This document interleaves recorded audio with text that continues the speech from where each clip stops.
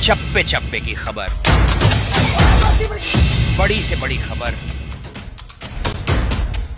Crime से लेकर राजनीति तक किस नेता ने 5 साल में क्या काम कराया।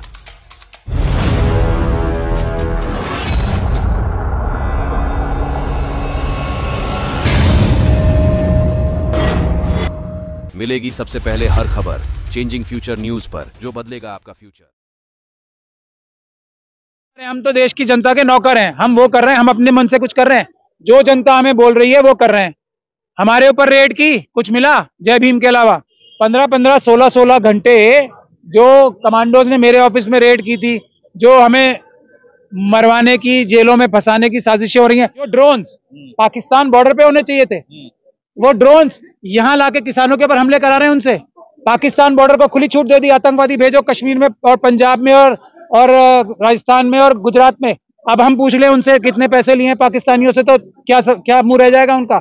चाइना के बॉर्डर से ड्रोन हटा के अभी आज खबर आई है, पता है आप लोगों को ये बात? पुलिस तो देश की जनता की और किसानों की नौकर है, अपराध कर रही है।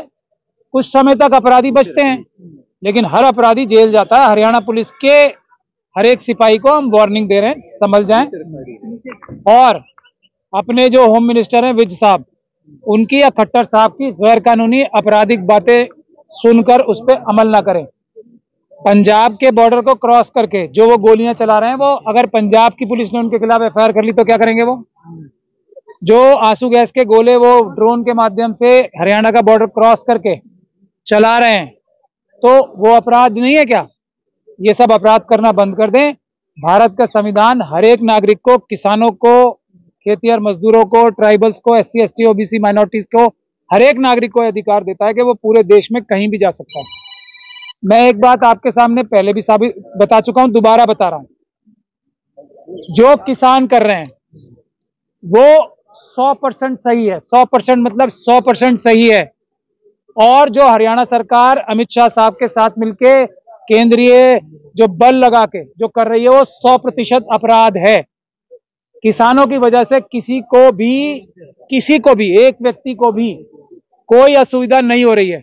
असुविधा हो रही है ये जो बैरियर्स लगाए हैं उसकी वजह से, असुविधा हो रही है जो सरकार एक भौकाल बना रही है, असुविधा हो रही है इसलिए जो मंत्री और जो संतरी एक तरफ तो ये कह रहे हैं कि हम इनसे बात कर रहे हैं, दूसरी तरफ से उनको आतंकवादी, खालिस्तानी और अपराधी बता रहे हैं।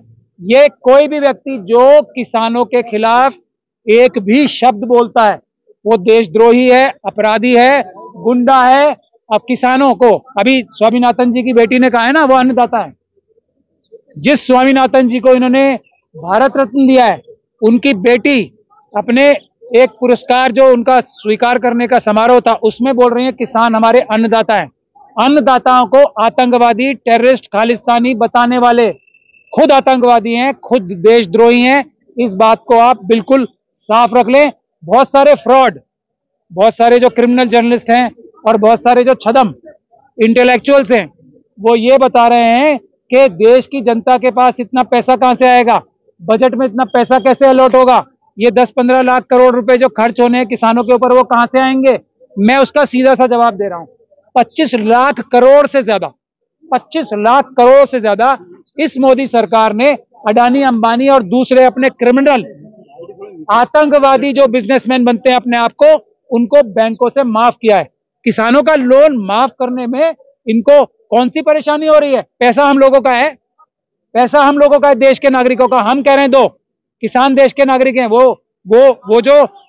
उनके पास से जो कम पैसे जाते हैं क्या सरकार के पास? हमारा पैसा है देश के नागरिकों का, हम देश के मालिक हैं। हम कह रहे हैं कि किसानों की सब मांगे ठीक है, हमारा पैसा है, उन्हें दो। अडानी अंबानी से लेकर दो। 150 लाख करोड़ रुपए जो मोदी जी ने IMF से लिया है लोन, उसमें से दो। सबसे पहला हक उनका है। ये 25 लाख करोड़ तो सिर्फ नजर आने वाला जो कर्ज है माफ किया है। जो ये 150 लाख करोड़ रुपए जो आए हैं पिछले 10 सालों में, 7-8 सालों में, वो कहाँ है? उसमें से दो। और जो ये ब्लैक मनी है जो अडानी अंबानी के पास है और इनके सब बीजेपी के कार्यकर्ताओं के पास है, जो सैकड़ों लाख करोड़ है, उसमें से दो।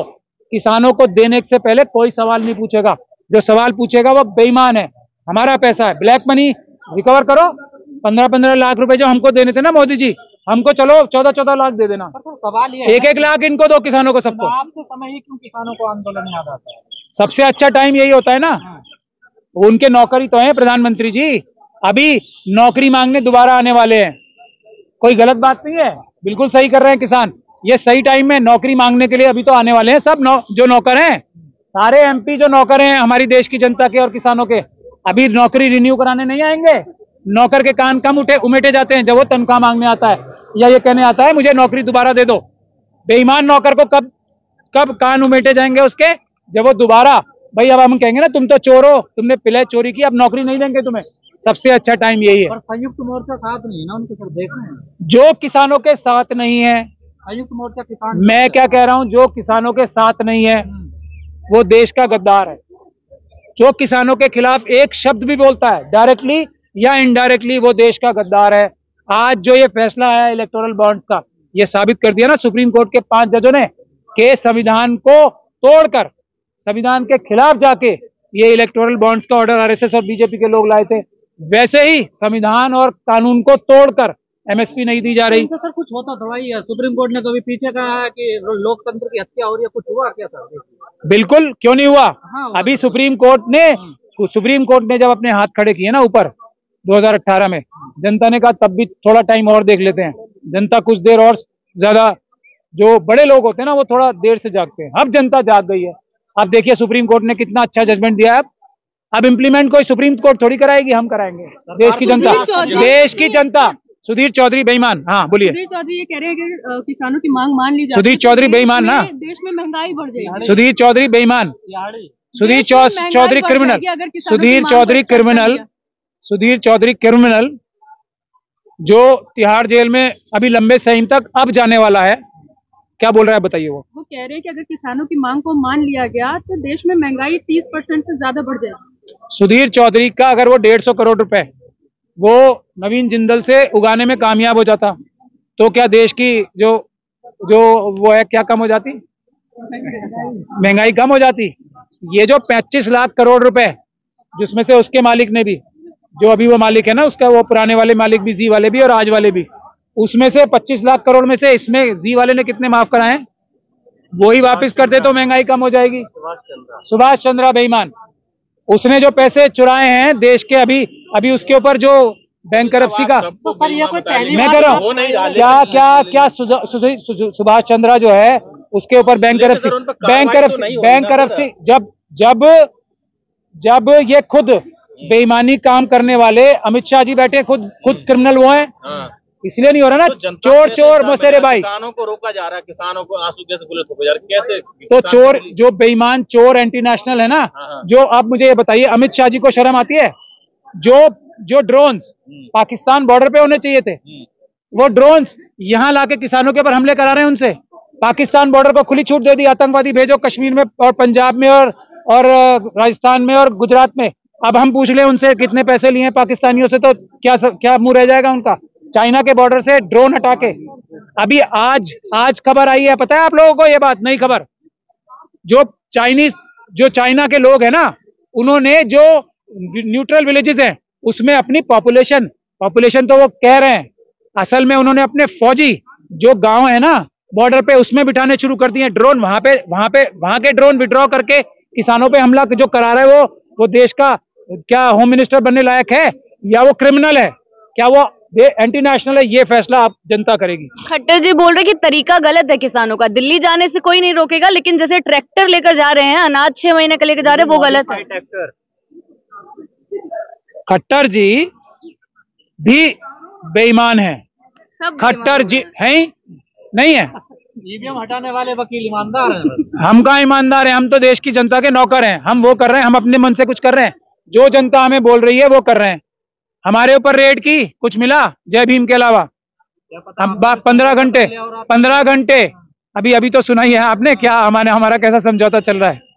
अभी जो 15 16 घंटे जो कमांडोज ने मेरे ऑफिस में रेड की थी, जो हमें मरवाने की, जेलों में फंसाने की साजिशें हो रही हैं।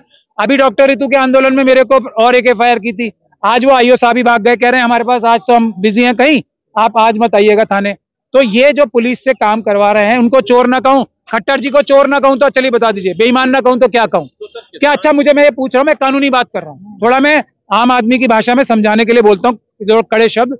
वैसे जो मुख्यमंत्री इसलिए मुख्यमंत्री बना है कि लॉ एंड ऑर्डर की सिचुएशन ठीक रहेगी, किसी को भी उसके राज्य में आने जाने में पूरे किसी भी नागरिक को तकलीफ नहीं होगी, तकलीफ नहीं होगी। वो अगर तकलीफें पैदा कर रहा है तो मैं उसको ईमानदार चीफ मिनिस्टर बोलूं या बेईमान चीफ मिनिस्टर बोलूं? दूसरा, ट्रैक्टर लाने पे क्या वीजा लगता है, पासपोर्ट लगता है ट्रैक्टर लाने पे?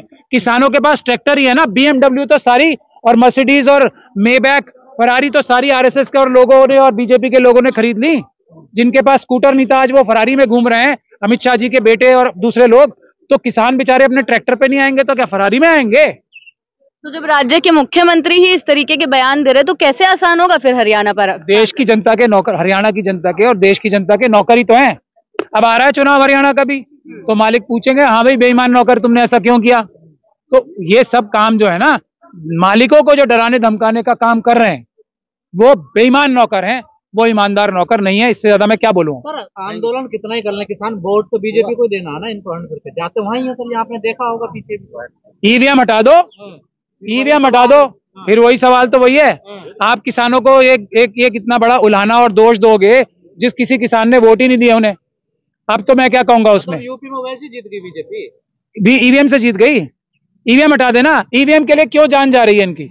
भाई जब ये इतने ही 400 पार कर रहे हैं, हम तो कह रहे हैं ना, हर वो व्यक्ति, तीसरी बात और सुन लीजिए, हर वो व्यक्ति जो ये कहता है कि मुझे ईवीएम से ही चुनाव कराना है वो बेईमान है, देशद्रोही है।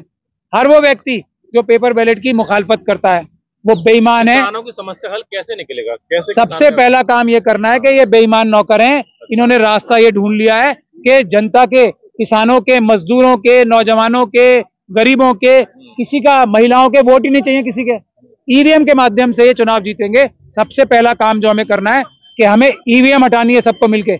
ईवीएम हट गई तो ये वैसे ही घुटनों पे आ जाएंगे। सर बैलेट पेपर की क्या गारंटी है? बहुत से लोग कहते हैं बैन एंट्रिंग होगी, बहुत होगी, लेकिन इतनी नहीं होगी, पकड़ी जाएगी चोरी, जैसे चंडीगढ़ में पकड़ी गई ईवीएम।